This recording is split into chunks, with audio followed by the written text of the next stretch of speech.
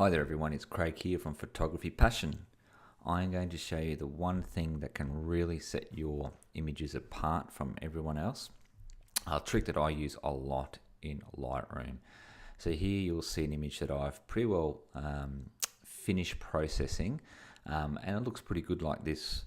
But I want to show you what I do a lot with my images to really create depth within the image.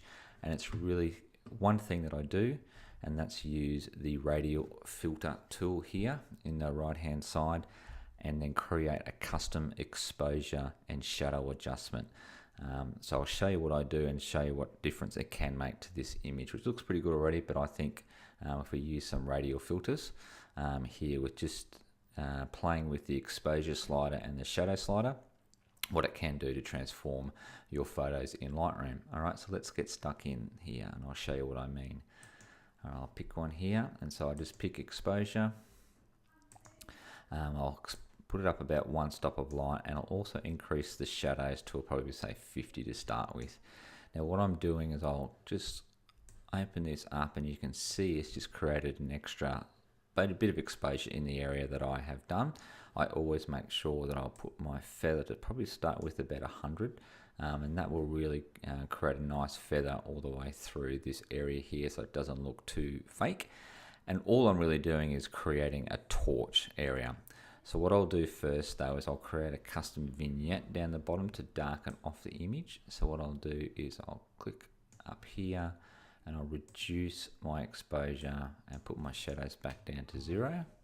And now I'll click and drag and open this up. Now I'm going to invert it. Now what that means is now the reduced exposure now is around the outside of this radial filter. And I want to just reduce my feather now to probably around about, let's make that about 25. And I'll reduce my exposure even a bit more just to darken off down the bottom there, just to create a bit more mood.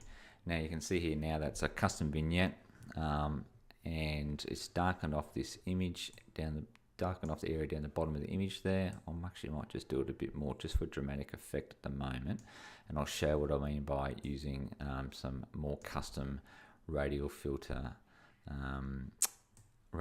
for exposure and shadows. Okay, so I'll do that as done. Now I'll go back into my radial filter and do another exposure. Let's keep that at one stop of light and increase the shadows to about 50. And I'll get my feather at 100. Now I'll just click and drag and open one up here.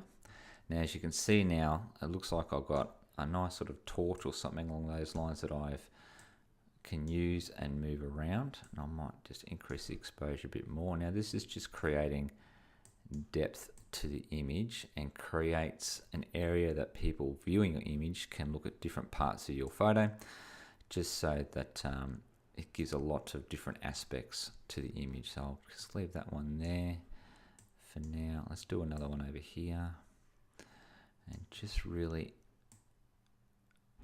put one here on the corners of the rock wall there, and then I'll do another one here to highlight the plant, and I'll really raise this one up just so you can see what I mean by doing this through here. I'll increase that one as well, and I might bring this one up a bit more as well, just so you can sort of see what I mean by when you create some custom exposure adjustments. And I'll do one up here near the path here as well, and I'll do another one down here. Probably doing a few, but just to give you an idea what I do a lot in my images to create a bit of extra mood and extra depth within the image that I'm working on.